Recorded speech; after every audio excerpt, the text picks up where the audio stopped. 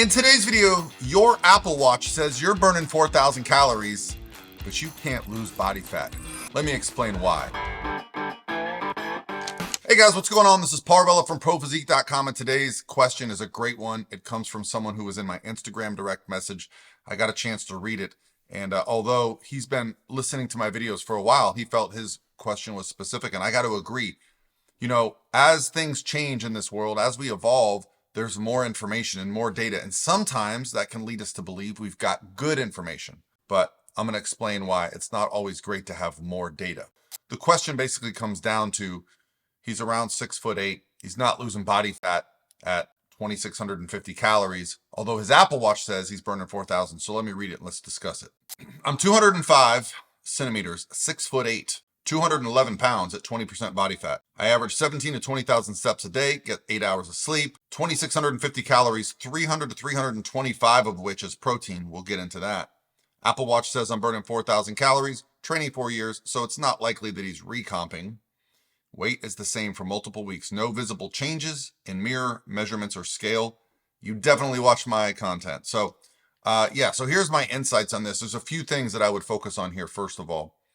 Wearable technology, while it is just fantastic because it makes us aware of what we're doing, I've also found that it can be an impairment because we can trust it too much. Well, you got to remember that wearable technology, although it seems specific to you, it's working on an algorithm based on research and science. It's not specific to you, right? It says you should be burning about 4,000 calories, but if you're only taking in 2,650 and burning 4,000, why isn't the weight changing? Truth be told, you're not burning 4,000 calories a day, or you're not taking in 2,650 calories. And I'll tell you why both of those situations could be wrong. The tools that the Apple Watch uses to burn calories are estimations based on your heart rate, based on your activity levels throughout the day. And, I've played around with it, but you've got to basically adjust it to say when you're in the gym, when you're sleeping, when you're working. And while it's a great tool to get a baseline for where you're at, it's not actually that accurate. Okay. It can be off by 10, 15, 20, maybe even 40%, right?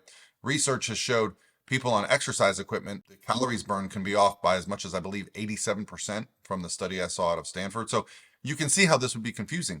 If you believe you're burning a bunch of calories and you're replacing that food back, you're just spinning your wheels. So as a coach, how do I determine if we're losing body fat? You nailed it.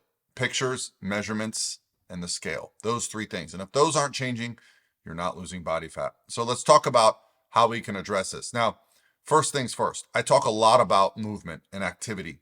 You're getting 17 to 20,000 steps a day. Now, what I typically find is that activity of that nature should really allow you to lose body fat pretty effectively. At 20% body fat, you don't carrying so much body fat that it should just fall off you, right? But at the same time, you should be able to effectively get down to 15 to 12%, in my opinion, without a ton of effort. So those steps that you're taking are what I would consider your baseline movement throughout the day. But if you change the intensity of those steps, meaning a flat walk will burn a few hundred calories, by adding an incline, you can double it, right? So you can effectively take the same amount of time that you're spending walking and you can burn more calories during those sessions, right? Now, the Apple Watch may not even detect this because you are walking on an incline. It may. But the point is that we've got to figure out a way to move the needle a little bit. The second thing that stood out to me was that you gave me your macros, your calories. You only gave me one macro, so I'm going to assume the others. I'm going to give you my thoughts on where your macros would be better suited.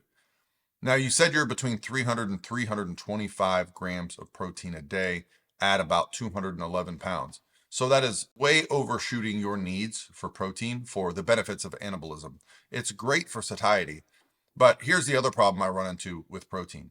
It's very easy to miscalculate the calories from protein sources because most of them, even chicken, steak, most of these sources, lean ground beef, turkey, they have a lot of fat in them.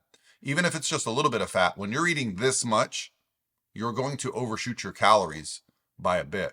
So I'm going to give you some new macros that are going to be basically the same calories. So instead of doing what you're at, I have you at 325 protein, 50 fat, and 225 carb.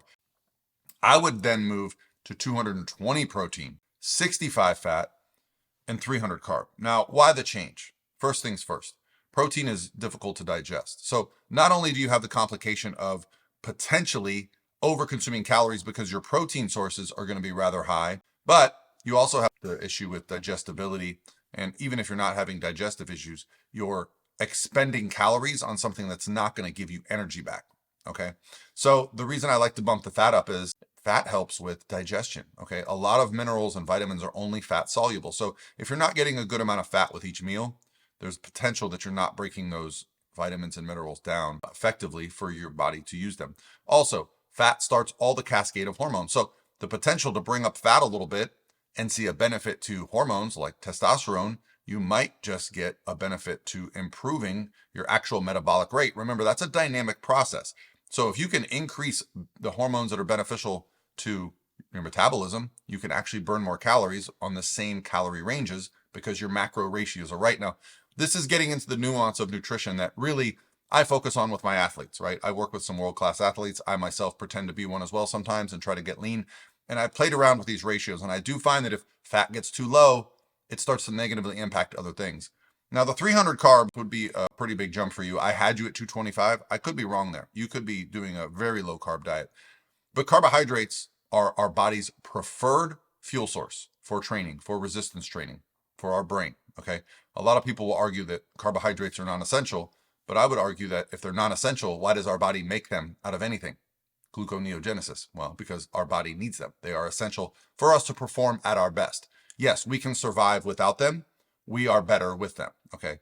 This is where carbohydrate metabolism can really be beneficial because you're going to have more energy. You're going to have less brain fog. You're going to perform better. You're going to get more sets, more reps in the gym, which is going to lead to more lean body mass over time. You're going to see improvements in body composition. So that's what I would do. I wouldn't necessarily change your calories or your cardio the time you have allotted, but I would adjust your macro ratios and I would adjust your intensity of your cardio.